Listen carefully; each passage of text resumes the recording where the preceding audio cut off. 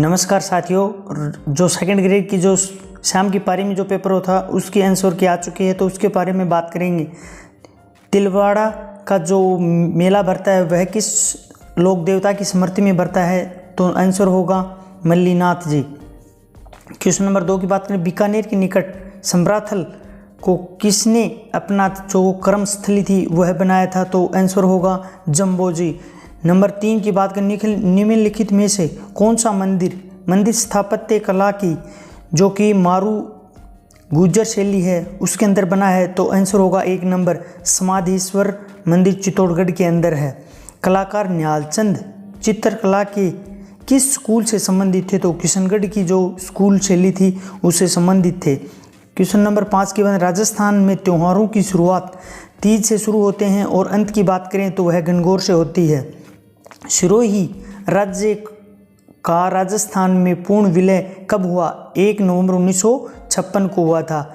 गौरी नृत्य का संबंध किस जनजाति से है? तो भील जनजाति। अहीरवाटी बोली राजस्थान के किस क्षेत्र में बोली जाती है? तो हो जाएगा मेवात।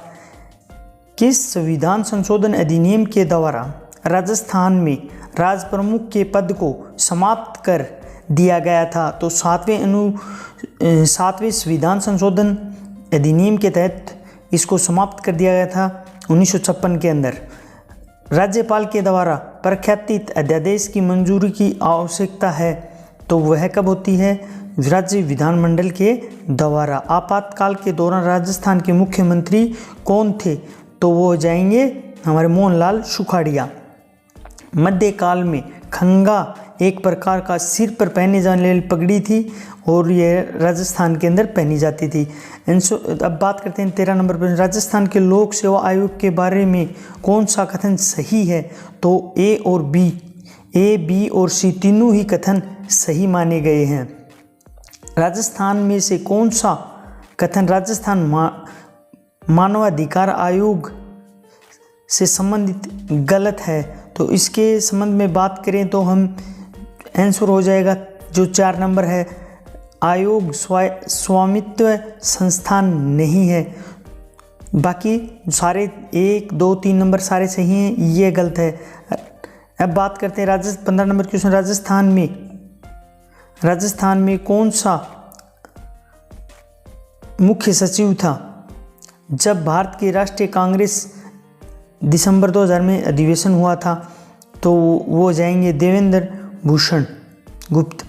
11वीं अनुसूची में सम्मिलित किए गए विषयों की संख्या की बात करें तो वह 29 होते। राजस्थान में किन वर्षों में राष्ट्रपति शासन लागू हुआ? तो नंबर आ जाएगा, आंसर हो जाएगा 1 1967, 1977, 1980 और 92 में राजस्थान के अंदर 4 बार लागू हुआ। राजस्थान विधानसभा के लिए पहले आम चुनाव में कांग्रेस के बाद जिस राजनीतिक पार्टी ने सर्वाधिक स्थान प्राप्त किया वह थी राम राज्य परिषद। आंसर हो जाएगा 4 नंबर। हाल ही में किस राज्यसभा सदस्य को राजस्थान की राज्य स्तरीय जन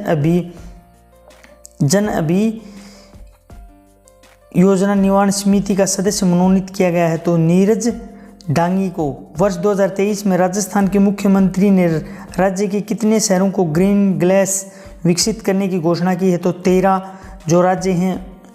13 जो जिले हैं उनको इसके तहत यानी 13 शहरों को इसमें सम्मिलित किया गया है और उनको ग्रीन ग्लास के तहत डेवलप किए जाएंगे। मुख्यमंत्री कामधेनु पशु बीमा योजना 2023 के बारे में निम्नलिखित में से कौन सा कथन सही नहीं है?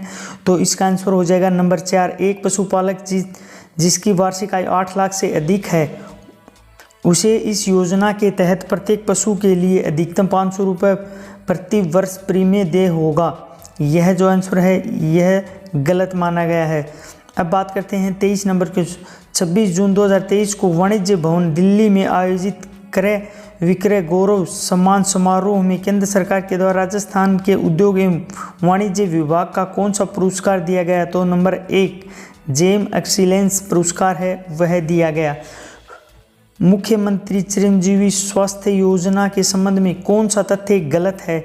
तो इसके अंदर 4 नंबर का जो तथ्य दे रखा है, वह गलत माना है। इस योजना में पात्र परिवार को 1998 के पैकेज उपलब्ध कराया जाएगा, यह गलत माना गया। उड़ीसा में आयोजित हुई 13वीं हॉकी इंडिया जूनियर महिला हॉकी प्रतियोगिता में भाग लेने वाले राजस्थानी खिलाड़ी हॉकी टीम के कप्तान कौन थी? तो हो जाएगा खुशी नागदा।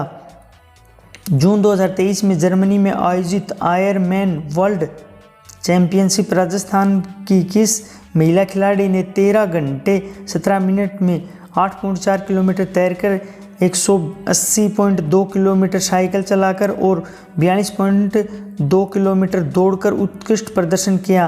तो वो हो जाएगी शिवांगी सारडा।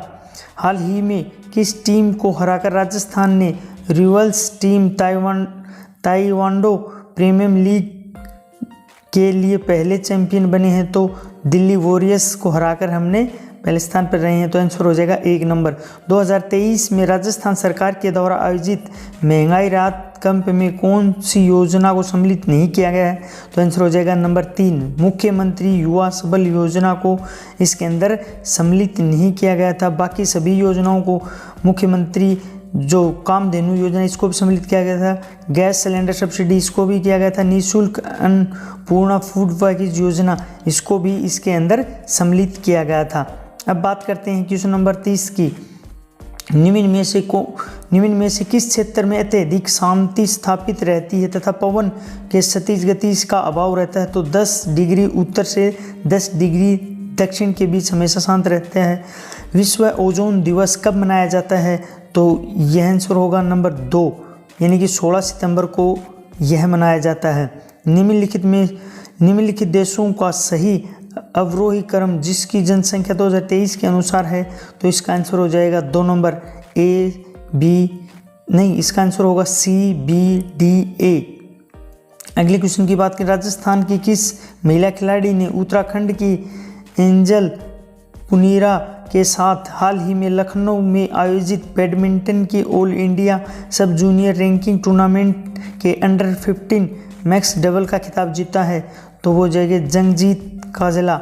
निम्नलिखित में से हिमालय की सबसे पश्चिमी चोटी कौन सी है? तो आंसर हो जाएगा धौलागिरी की जो चोटी है वह हो जाएगी। अब बात करें हैं पूर्णा, गिरना और पंजरा किस नदी की शाखाएं हैं? तो आंसर हो जाएगा ताप्ती नदी की शाखाएं हैं। 16 नंबर तेंदु पलाश बेल खेर किसके सामान्य वृक्ष हैं? तो आदर पर्णपाती वनों के उदाहरण हैं यह। इंडुक्की जल परियोजना अवस्थित है तो किसके अंदर? केरल राज्य है उसके अंदर सम्मिलित है। कौन सा सुमेलित नहीं है?